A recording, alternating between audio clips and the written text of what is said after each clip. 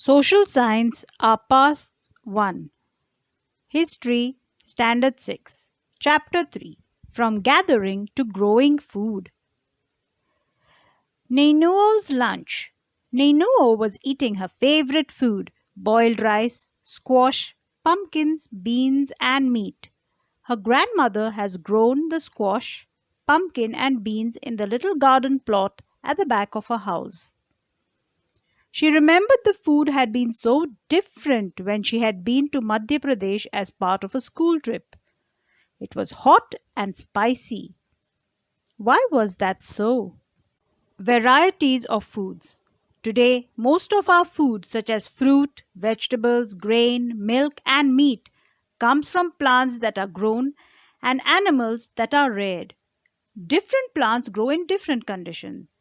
Rice, for example, requires more water than wheat and barley. This explains why farmers grow some crops in some areas and not in other areas. Different animals too prefer different environments. For instance, sheep and goat can survive more easily than cattle in dry, hilly environments. But, as you saw in chapter 2, women and men did not always produce their own food.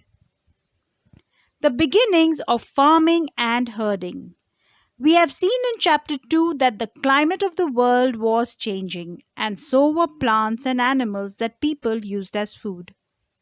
Men, women, and children probably observed several things: the places where edible plants were found, how seeds broke off stalks, fell on the ground, and new plants sprouted from them. Perhaps they began looking after plants, protecting them from birds and animals so that they could grow and the seeds could ripen. In this way, people became farmers. Women, men, and children could also attract and then tame animals by leaving food for them near their shelters. The first animal to be tamed was the wild ancestor of the dog. The first animal to be tamed was the wild ancestor of the dog. Later, people encouraged animals that were relatively gentle to come near the camps where they lived. These animals, such as sheep, goat, and cattle, and also the pig, lived in herds, and most of them ate grass. Often, people protected these animals from attacks by other wild animals. This is how they became herders. Can you think of any reasons why the dog was perhaps the first animal to be tamed? Domestication. Domestication is the name given to the process in which people grow plants and look after animals. Domestication is the name given to the process in which people grow plants and look after animals. Very often, plants and animals that are tended by people become different from wild plants and animals. This is because people select plants and animals for domestication. For example, they select those plants and animals that are not prone to disease. They also select plants that yield large size grain and have strong stalks capable of bearing the weight of the ripe grain. Seeds from selected plants are preserved and sown to ensure that new plants and seeds will have the same qualities. Amongst animals, those that are relatively gentle are selected for breeding. As a result, gradually domesticated animals and plants become different from wild animals and plants. For example, the teeth and horns of wild animals are usually much larger than those of domesticated animals. The teeth and the horns of wild animals are usually much larger than those of domesticated animals. Domestication was a gradual process that took place in many parts of the world. It began about 12,000 years ago. Virtually all the plant and animal produce that we use as food today is a result of domestication. Some of the earliest plants to be domesticated were wheat and barley. Wheat and barley were some of the earliest plants to be domesticated. The earliest domesticated animals include sheep and goat. Ways in which grain was used: as seed, as food, as gifts, and stored for food. A new way of life. If you plant a seed, you will notice that it takes some time to grow. This may be for several days, weeks, months, and in some cases, years. When people began growing plants, it meant that they had to stay in the same place for a long time, looking after the plants, watering, weeding, driving away animals and birds, till the grain ripened. And then the grain had to be used carefully. As grain had to be stored for both food and seed, people had to think of ways of storing it. In many areas, they began making large clay pots, or wove baskets, or dug pits into the ground. They made large clay pots to store grain, or they wove baskets to store grain, or they dug pits in the ground to store grain. Do you think hunter gatherers would have made and used pots? Give reasons for your answer. Storing animals. Animals multiply naturally.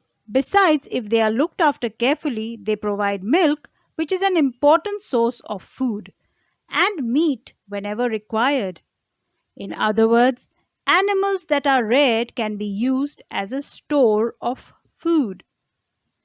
Apart from food, what are the other things that could have been obtained from animals? What are animals used for today? Finding out about the first farmers and herders. Turn to map 2, page 15. You will notice a number of blue squares. Each marks a site from where archaeologists have found evidence of early farmers and herders. These are found all over the subcontinent. Some of the most important ones are in the northwest, in present day Kashmir, and in the east and south India. These Neolithic sites marked on map 2 are Burzahom, Burzahom, Mehergar, Meherghar, Chirand, Chirand, Koldiva, Koldiva, Mahagra, Mahagra, Daujali Heding, Daujali Heding, Payampali, Payampali, Halur, Halur, Gufkral, Gufkral. To find out whether these sites were settlements of farmers and herders, scientists study evidence of plants and animal bones. One of the most exciting finds includes remains of burnt grain. Burnt grain remains. These may have been burnt accidentally or on purpose. Scientists can identify these grains, and so we know that a number of crops were grown in different parts of the subcontinent. They can also identify the bones of different animals. Look at the table below to see where evidence of grain and bones of domesticated animals have been found. wheat, barley, sheep, goat, cattle. Meherghar in present day Pakistan. Rice, fragmentary animal bones. Fragmentary means broken pieces of animal bones. In Koldihwa, present day Uttar Pradesh. Koldihwa in present day Uttar Pradesh. Rice, cattle, hoof marks on clay surfaces. Magra in present day Uttar Pradesh. Wheat and lentil. Gufkral in present day Kashmir. Gufkral in present day Kashmir. Wheat and lentil, dog, cattle, sheep, goat, buffalo. Burzahom in present day Kashmir. Wheat, green gram, barley, buffalo, ox. Chirand in present day Bihar. Millet, cattle, sheep, goat, pig. Halur in present day Andhra Pradesh. Black gram, millet, cattle, sheep, pig. Payampali in present day Andhra Pradesh. These are just some of the sites from which grain and bones have been found. Towards a settled life. Archaeologists have found traces of huts or houses at some sites. For instance, in Burza home, in present day Kashmir, people built pit houses which were dug into the ground with steps leading into them. These may have provided shelter in cold weather, may have provided shelter in cold weather. Archaeologists have also found cooking hearths both inside and outside the huts, which suggests that depending on the weather, people could cook food either indoors or outdoors. Stone tools have been found from many sites as well. Many of these are different from the earlier Paleolithic tools, and that is why they are called Neolithic. Neolithic. Neolithic. These include tools that were polished to give a fine cutting edge, and mortars and pestles used for grinding grain and other plant produce. Mortars and pestles are used for grinding grain even today, several thousand years later. At the same time, tools of the Paleolithic types continued to be made and used. And remember, some tools were also made of bone. Dun, dun, dun, dun, dun, dun, dun. Many kinds of earthen pots have also been found. These were sometimes decorated and were used for storing things. People began using pots for cooking food, especially grains like rice, wheat, and lentils that now became an important part of the diet. Besides, they began weaving cloth using different kinds of materials, for example, cotton that could now be grown. Did things change everywhere and all at once? Not quite. In many areas, men and women still continued to hunt and gather food, and elsewhere, people adopted farming and herding slowly over several thousand years. Besides, in some cases, people tried to combine these activities doing different things during different seasons. Take a look at pictures of Neolithic and Paleolithic tools. Can you see any similarities or differences? What about other customs and practices? Archaeology, ARCH, AEO, LOGY, does not tell us directly about these. Scholars have studied the lives of present day farmers who practice simple agriculture. They have also studied the lives of herders. Many of these farmers and herders live in groups called tribes. A tribe of farmers, a tribe of herders. Tribe is a collective noun. Scholars find that they follow certain customs and practices that may have existed earlier as well. Tribes. Usually, 2 to 3 generations live together in small settlements or villages. Most families are related to one another, and groups of such families form a tribe. Members of a tribe follow occupations such as Hunting, gathering, farming, herding, and fishing. Hunting, gathering, farming, herding, and fishing. usually women do most of the agricultural work, including preparing the ground, sowing seeds, looking after the growing plants, and harvesting grain. Children often look after the plants, driving away animals and birds that might eat them. So, you see, little children, do you help your parents the way the children of the early people help their parents? Women also thresh, husk, and grind grain. Men usually lead large herds of animals in search of pasture. Children often look after small flocks. How lovely! Dear children, in whatever little way you can, please try and make yourself useful to your parents. Help your parents. The cleaning of animals and milking is done by both men and women. Both women and men make pots, baskets, tools, and huts. They also take part in singing, dancing, and decorating their huts. Some men are regarded as leaders. They may be old and experienced, or young, brave warriors, or priests. Old women are respected for their wisdom and experience. Tribes have rich and unique cultural traditions, including their own language, music, stories, and paintings. They also have their own gods and goddesses.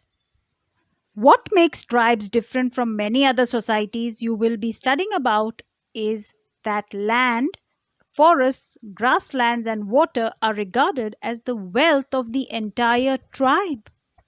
Land, forests, grasslands, and water are regarded as the wealth of the entire tribe, and everybody shares and uses these together.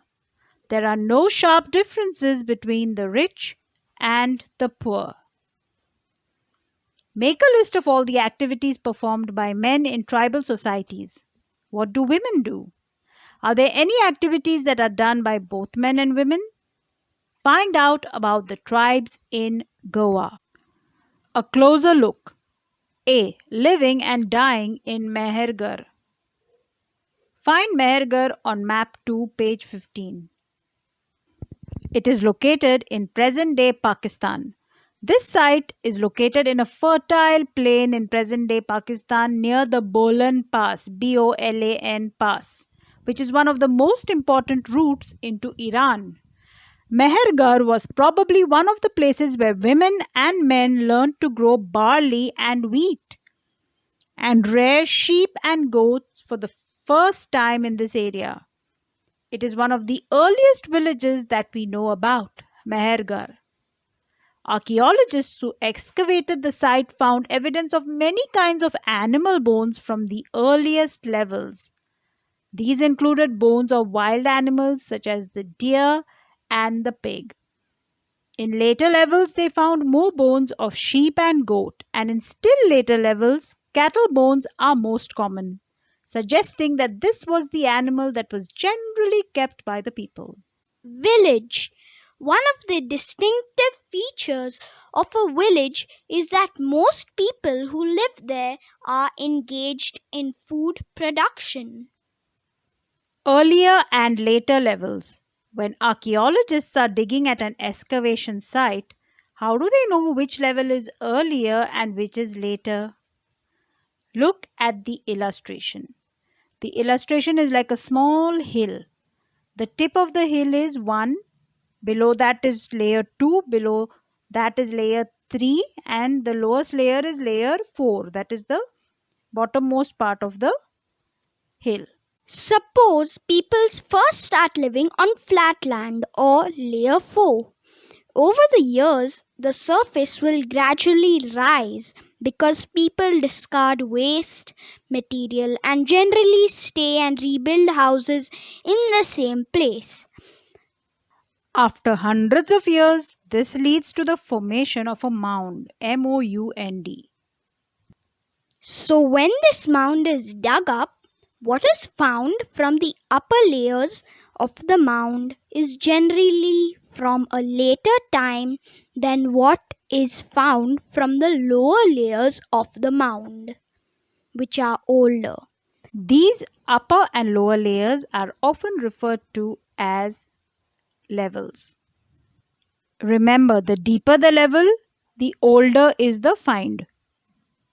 Other finds at Mehergarh include remains of square or rectangular houses. Each house had four or more compartments, some of which may have been used for storage. When people die, their relatives and friends generally pay respect to them. People look after them, perhaps in the belief that there is some form of life after death. Burial is one such arrangement. Several burial sites have been found at Mehergarh. In one instance, the dead person was buried with goats, which were probably meant to serve as food in the next world. A closer look. B. Daujali Heding. Daujali Heding. Find Daujali Heding on map 2, page 15. Daujali Heding is in the northeast of India. This is a site on the hills near the Brahmaputra Valley, close to routes leading into China and Myanmar. Here, stone tools including mortars and pestles have been found. Ose Oakley. These indicate that people were probably growing grain and preparing food from it. Other finds include jadeite, jadeite, a stone that may have been brought from China. Jade is a precious stone. Also common are finds of tools made of fossil wood, ancient wood that has hardened into stone, and pottery. What is fossil wood? Ancient wood that has hardened into stone. Little David has something to share about jade. Mama, in China, there's a special kind of stone called the dragon's heart. It is made out of jade also. Oh, is it, David? No wonder it's said here that other finds including jadeite, a stone that may have been brought from China. Thank you, David. That will help us remember that jadeite might have been brought from China. I also know a little girl named Jade. Even I know someone named Jade. Dear listener, if your name is Jade or you have any friend or family member named after a precious stone, do share with us in the comments how your friend or family member got their name. Elsewhere, find Turkey in your atlas. Riddle, I'm also a bird and also a country. Who am I? Turkey. Turkey is also called Turkey. One of the most famous Neolithic sites, Çatalhöyük, was found in Turkey. Çatalhöyük. Çatalhöyük is spelled as Catalhuyuk. It is spelled as Katalhuyuk, but it is pronounced as Çatalhöyük. One of the most famous Neolithic sites, Çatalhöyük, was found in Turkey. Several things were brought from great distances. Flint from Syria. Cowries from the Red Sea. Shells from the Mediterranean Sea. And used in the settlement. Remember, there were no carts. Most things would have been carried on the backs of pack animals such as cattle or by people. What do you think cowries and shells would have been used for? As money. And maybe also to play games? Imagine you are in charge of a small plot of land and have to decide what food crops to grow. What are the plants you would choose? Where would you get the seeds from? How would you plant them? How would you look after your plants? And when would they be ready for harvesting? Some important dates. Beginnings of domestication about 12,000 years ago. 12,000 साल पहले. Beginning of settlement at Mehergarh about 8,000 years ago. 8,000 साल पहले. 12,000 years ago, the beginning of domestication, and 8,000 years ago, the beginning of settlements at Mehergarh. Keywords Domestication, farmers, herders, Neolithic pots, tribes, village, houses, burials. Beginning, B-E-G, beg, I-N-N, in, I-N-G-S. So someone begs at the inn, that is the beginning of his poverty. Beginning. Spell beginning. Beg, in, and ing. Beginnings.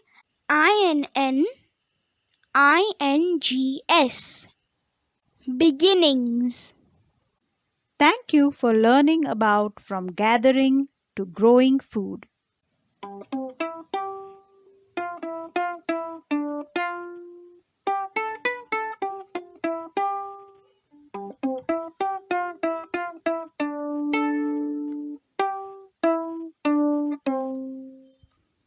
Thank you, Lord.